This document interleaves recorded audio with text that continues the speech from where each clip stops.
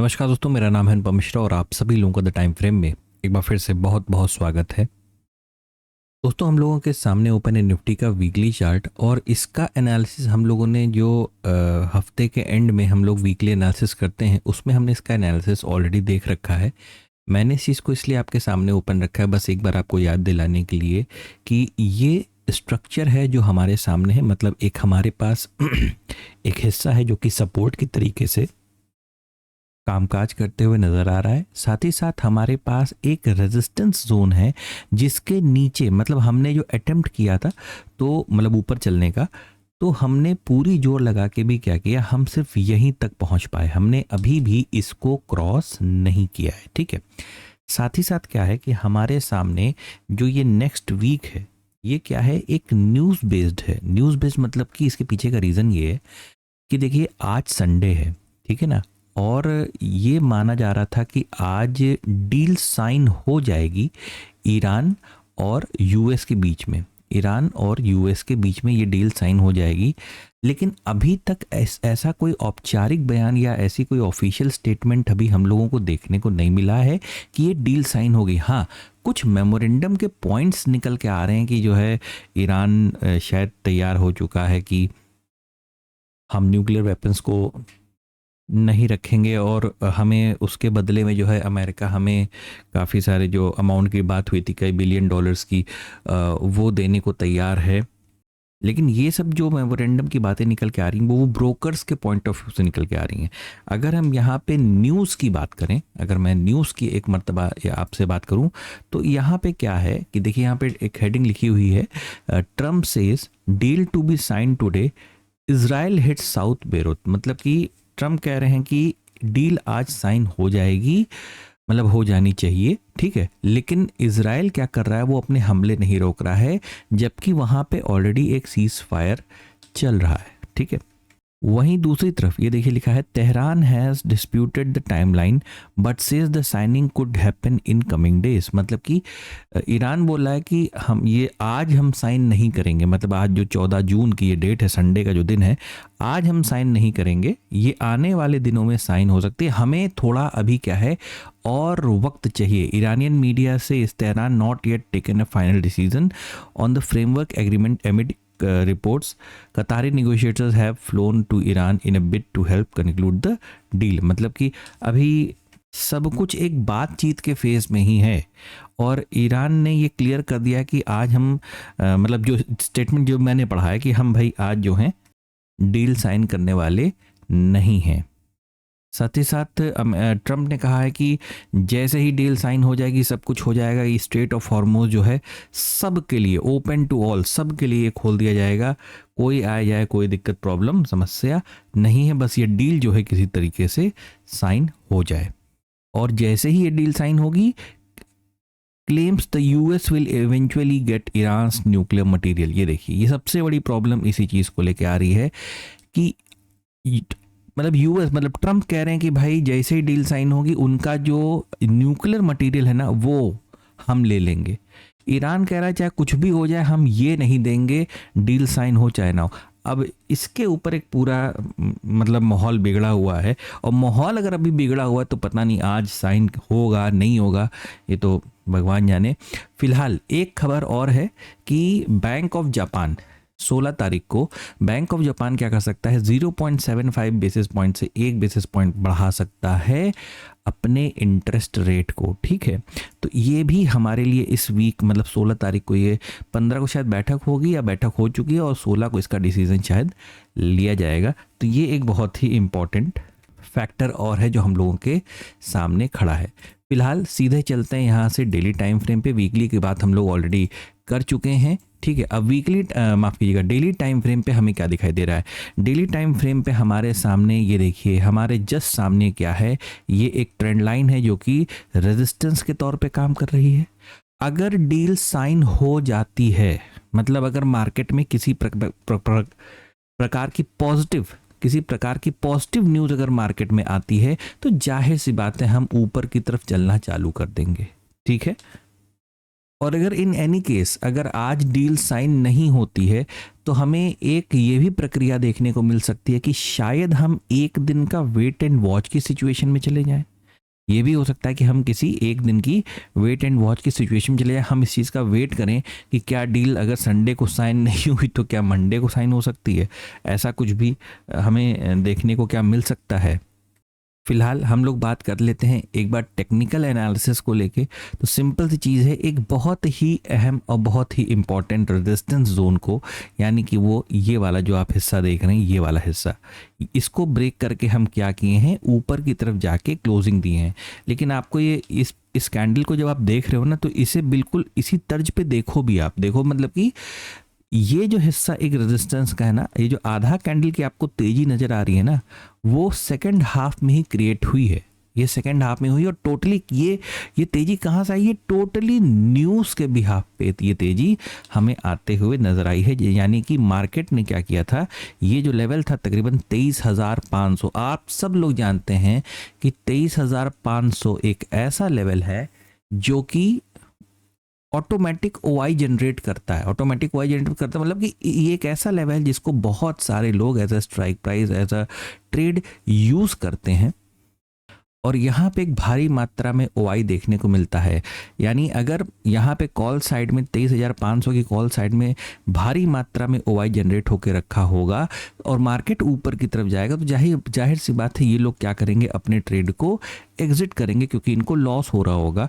और मार्केट ये जब अपने ट्रेड को एग्जिट करेंगे तो मार्केट को ऊपर की तरफ का रास्ता देखने को मिलता है। और ये वही इफेक्ट है जो आपको मार्केट में सेकंड हाफ में देखने को मिला। फिलहाल जो भी देखने को मिला उसके बिहाफ पे जो भी न्यूज़ इस समय सर्कुलेट कर रही है उसके हिसाब से अगर हम इसी चीज़ को आगे बढ़ाएं तो हम ये जान सकते हैं कि आने वाले वक्त में हमें मार्केट जो है तकरीबन मैं लेवल लेके चलूं तो 23,850, ये नंबर यहाँ पे लिखा हुआ है, 23,850 का लेवल हमें देखने को मिल सकता है। और मतलब ये किन चीज़ों के ऊपर, सारी पॉजिटिव न्यूज़ के ऊपर, ठीक है। और अगर मार्केट यहाँ से और ऊपर की तरफ चलने की कोशिश करता है तो हमें और ज़्यादा ऊपर का एक नंबर देखने को मिल सकता है, वो है तकरीबन 24,000 का, या 24,000 मानिए या 24,050 मान लीजिए आप, ठीक है। तो ये दोनों नंबर भी हमें देखने को मिल सकते हैं अगर मार्केट में किसी प्रकार की पॉजिटिव न्यूज़ हमें देखने को मिलती है।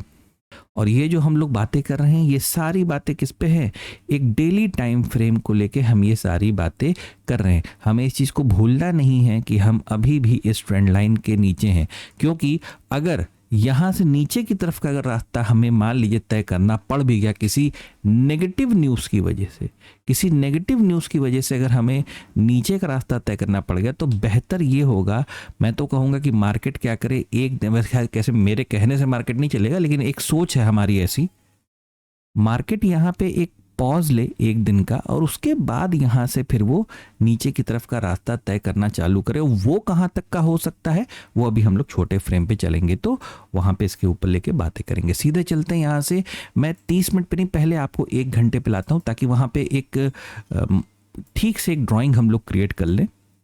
ये देखिए 1 घंटे के टाइम फ्रेम पे आपको कुछ इस तरीके से आपका चार्ट नज़र आएगा, ठीक है। अब यहाँ पे अगर हमें एक लेवल ड्रॉ करना है नीचे एक सपोर्ट के रूप में जिसको मार्केट तोड़ के ऊपर गया था, ठीक है, एक सपोर्ट के रूप में जिसको मार्केट तोड़ के ऊपर गया था, वो लेवल कहीं ना कहीं जो मुझे नज़र आ रहा है वो है ये लेवल मतलब कि तकरीबन से राउंड फिगर मान के आप चलें 23,450 से लेके 23,500, ठीक है। मैं कहूँगा इसे आप 23,450 से लेके 23,500 तक का लेवल मान के चलें। यानी ये एक रेजिस्टेंस जोन था जिसको मार्केट ने क्या किया, ऊपर की तरफ ब्रेक कर दिया था। अगर कल मॉर्निंग तक, या यूँ मान के कहें कि कल मॉर्निंग तक अगर हमें कोई बहुत ही अच्छी या पॉजिटिव न्यूज़ देखने को नहीं मिलती है तो शायद ये भी हो सकता है कि हम, जैसे हम लोगों ने कहा था ना कि एक पॉज कैंडल या इंडिसीजन कैंडल देखने को मिल सकता है, हो सकता है हम थोड़ा सा यहाँ पे वक्त बिताते हुए नजर आए और अगर कोई पॉजिटिव न्यूज़ आती है तो फिर हमें ऊपर की तरफ का रास्ता हमारा खुलता हुआ नज़र आ सकता है। एक सिनेरियो ये हो सकता है। और जिस सिनेरियो की बात हम लोगों ने की थी कि मार्केट हमें नीचे आते हुए नज़र आ सकता है, उस केस में क्या हो सकता है कि मार्केट यहाँ से थोड़ा सा नीचे की तरफ, क्योंकि यही जो हिस्सा आपने ब्रेकआउट दिया है इसका एक रीटेस्ट भी हमें देखने को मिल सकता है दोस्तों, ठीक है ना। दोनों ही केस में, मतलब बिना न्यूज़ वाले केस में, और अगर कोई नेगेटिव न्यूज़ आती है तो तब तो फिर यहाँ पे इस तरीके से नीचे आते हुए हम दिखाई ही देंगे। तो ये इस तरीके से हमें एक रिट्रेसमेंट वाला फॉर्म नीचे की तरफ बनता हुआ नज़र आ सकता है। और मे बी उसके बाद मार्केट डिसीजन ले तो उसको क्या करना है, मतलब ऊपर की तरफ जाना है या इसी हिस्से को ब्रेक करेगी मार्केट, फिर यहाँ पे एक रीटेस्ट करने के बाद फिर फर्दर और नीचे की तरफ आना चालू करेगी, अगर चीज़ें वैसी नहीं हुई जैसे मार्केट जिस चीज़ की उम्मीद लगा के रखा हुआ है पिछले 2 दिनों से। और अगर हम नीचे के लेवल्स की बात करें तो वो हमें कौन से देखने को मिल सकते हैं, तो जाहिर सी बात है पहला लेवल एक ये है, मतलब एक ब्रेकआउट के बाद की मैं बात कर रहा हूँ। पहला लेवल तकरीबन 23,300 तक का है, और उसके बाद नीचे का एक और लेवल हमें जो देखने को मिल सकता है वो है तकरीबन 23,130 के आसपास का। बस आप यूं समझें कि मंडे वाला, मतलब कल वाले दिन जो है, आपको थोड़ा सब्र के साथ काम करने की ज़रूरत है, क्योंकि देखिए हम ऑलरेडी एक बहुत बड़ा डिस्टेंस ट्रेवल कर चुके हैं, हम ऑलरेडी एक बहुत अच्छा डिस्टेंस ट्रेवल कर चुके हैं। अगर मार्केट सीधे गैप अप भी ओपन हो जाता है तो उस केस में भी क्या, मतलब चाहे वो यहाँ पे हो या यहाँ पे हो, तो उस केस में भी हमें क्या देखने को मिल सकता है, हमें मार्केट में एक छोटा सा रिट्रेसमेंट देखने को मिल सकता है, क्योंकि यहाँ पे सबसे पहले जो चीज़ खराब होने वाली है वो है आपका risk reward ratio, risk management. और एक अच्छी गैप अप ओपनिंग के बाद जो है बड़े प्लेयर्स आपको ट्रैप करने की भी कोशिश कर सकते हैं। तो इस चीज़ को लेकर थोड़ा सा हम लोगों को सतर्क रहना पड़ेगा कल वाले दिन के हिसाब से, क्योंकि कल वाला दिन एक न्यूज़ बेस्ड, जैसा मुझे ऐसा फील हो रहा है कि कल वाला दिन पूरी तरीके से एक न्यूज़ बेस्ड हो सकता है। और परसों बैंक ऑफ जापान के इंटरेस्ट रेट के नतीजे भी आने हैं। दोस्तों यहाँ पे हम लोग के सामने ओपन है बैंक निफ्टी का डेली चार्ट, और इसको अगर देखेंगे तो हमारे पास वीकली टाइम फ्रेम के अनुसार जो है ये पूरा हिस्सा कैसे काम कर रहा था, एक गैप की तरीके से काम कर रहा था। ये मतलब कुल मिला के ये पूरा हिस्सा हमारे लिए एक रेजिस्टेंस जोन की तरीके से कामकाज करते हुए नज़र आ रहा था। और हम अपने बॉटम से क्या किए थे, एक प्रॉपर फॉर्मेशन के साथ हम ऑलमोस्ट अपने रेजिस्टेंस लेवल तक पहुंच चुके हैं।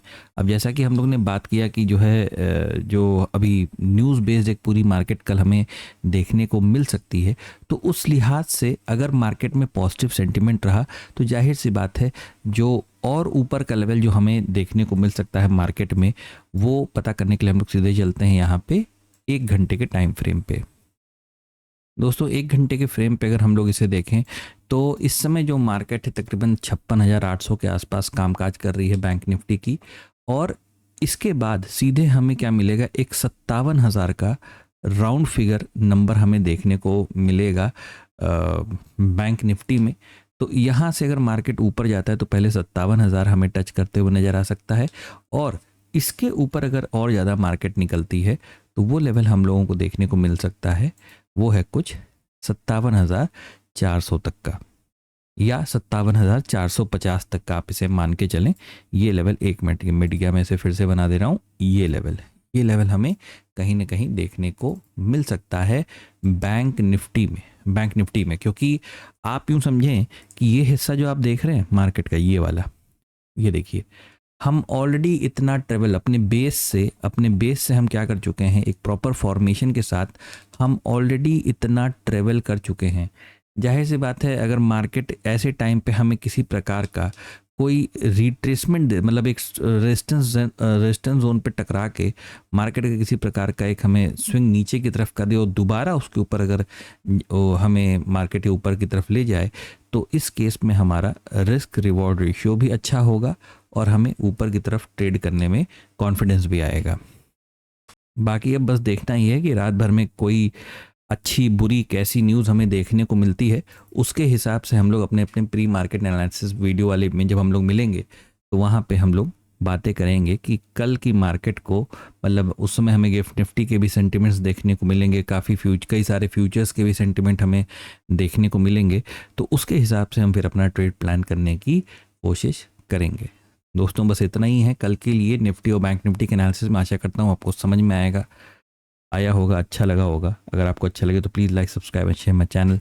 धन्यवाद, नमस्कार।